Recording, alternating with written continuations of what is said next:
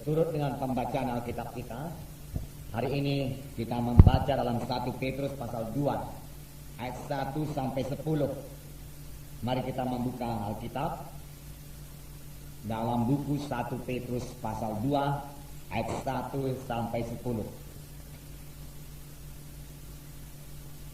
Di sini nanti kita melihat apa yang perlu kita perbuat sesudah kita lahir baru, sesudah kita selamat. Mari buka Alkitab saudara, 1 Petrus pasal 2 ayat 1 sampai 10. Mari kita membacanya bersama-sama. Karena itu, buanglah segala kejahatan, segala tipu muslihat, dan segala macam kemunafikan, kedengkian dan fitnah. Dan jadilah sama seperti bayi yang baru lahir, yang selalu ingin akan air susu yang murni dan yang rohani, supaya olehnya kamu bertumbuh dan beroleh keselamatan. Jika kamu benar-benar telah mengecap kebaikan Tuhan, dan datanglah kepadanya batu yang hidup itu, yang memang dibuang oleh manusia, tetapi yang dipilih dan dihormat di hadirat Allah. Dan biarlah kamu juga dipergunakan sebagai batu hidup untuk membangunkan suatu rumah rohani bagi suatu imamat kudus, untuk mempersembahkan persembahan rohani yang karena Yesus Kristus berkenan kepada Allah. Sebab ada tertulis dalam kitab suci, sesungguhnya aku meletakkan di Sion sebuah batu yang terpilih, sebuah batu penjuru yang mahal, dan siapa yang percaya kepadanya tidak akan dipermalukan.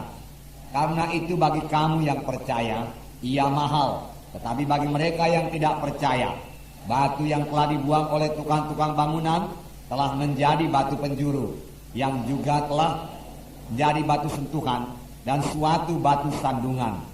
Mereka tersandung padanya karena mereka tidak taat kepada firman Allah, dan untuk itu mereka juga telah disediakan.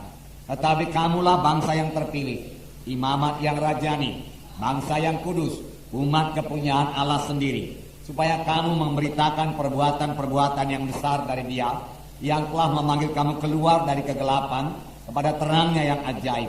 Kamu yang dahulu bukan umat Allah, tetapi yang sekarang telah menjadi umatnya, yang dahulu tidak dikasihani, tetapi yang sekarang telah beroleh belas kasihan.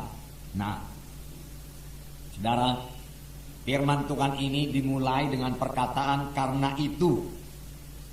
Karena itu, buanglah segala kejahatan, segala tipu muslihat, dan segala macam kemunafikan, kedengkian dan fitnah. Saudaraku, kita yang membuang, bukan Tuhan yang membuang.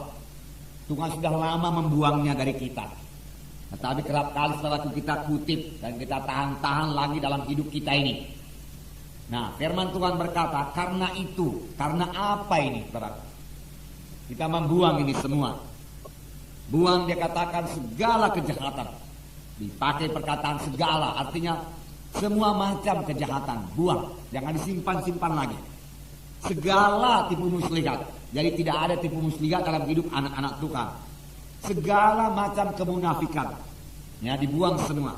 Kedengkian dan fitnah. Mengapa? Saudaraku, lembaran kita saya bacakan kepada saudara. Karena itu buanglah segala kejahatan, segala tipu muslihat, dan segala macam kemunafikan, kedengkian dan fitnah. Mengapa kita harus membuang segala hal-hal yang tersebut di atas? Pertama, karena kita telah ditebus dengan harga yang mahal, supaya kita menjadi anak-anak Allah. Dalam buku sebelumnya, yaitu 1 Petrus 1, ayat 18 dan 19, saya bacakan kepada saudara. Sebab kamu tahu bahwa kamu telah ditebus dari cara hidupmu yang sia-sia, yang kamu warisi dari nenek moyangmu itu, bukan dengan barang yang fana, bukan pula dengan perak atau emas, melainkan dengan darah yang mahal, yaitu darah Kristus, yang sama seperti darah anak domba yang tak bernoda dan tak bercacat. Jadi saudara sudah ditebus, saya sudah ditebus, amin saudara. Nah, sebagaimana firman Tuhan minggu yang lewat, kita ini bukan milik kita lagi. Itu 1 Korintus 6 ayat 19. Tubuh saya ini bukan milik saya lagi, ada pemiliknya, yaitu Tuhan Yesus. Karena Dia telah menebus saudara, menebus saya, dan harganya telah lunas dibayar. Oleh sebab itu, muliakan Tuhan dengan tubuhmu, firman Tuhan berkata. Nah, hari Minggu yang lewat itu juga kita katakan bahwasanya kita harus menang terhadap semua cobaan-cobaan setan yang datang melalui kehendak daging kita atau kehendak tubuh kita, supaya nama Tuhan dipermuliakan dari tubuh kita. Karena tubuh kita ini bukan milik kita, jadi bukan suka hati kita saja lagi tubuh kita ini, sudah ditebus Tuhan. Bahkan seluruh hidup kita telah ditebus Tuhan. Dengan apa ditebus Tuhan? Bukan dengan emas dan perak, tetapi dengan darah yang mahal, darah anak domba yang tak bercacat, yaitu darah Yesus, darah Kristus, darah mahal itu dicurahkan kepada saudara.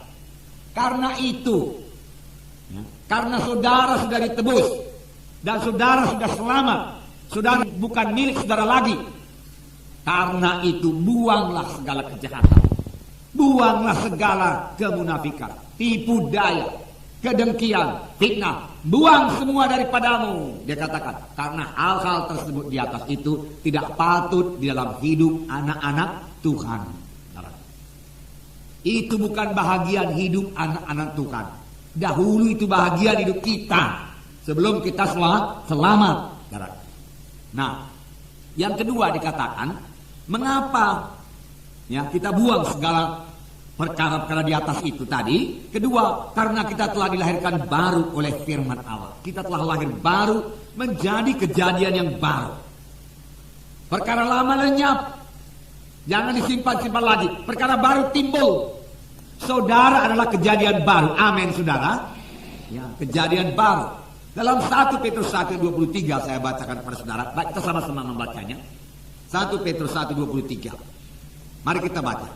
Karena kamu telah dilahirkan kembali, bukan dari benih yang fana, tetapi dari benih yang tidak fana, oleh firman Allah yang hidup dan yang kekal.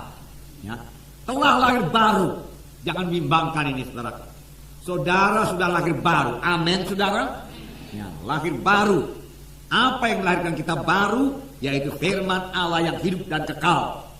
Buku Yohanes mengatakan dari air dan roh, dari firman Allah dan roh Allah. Sepanjang kita sudah menerima Yesus, kita menerima kehidupan.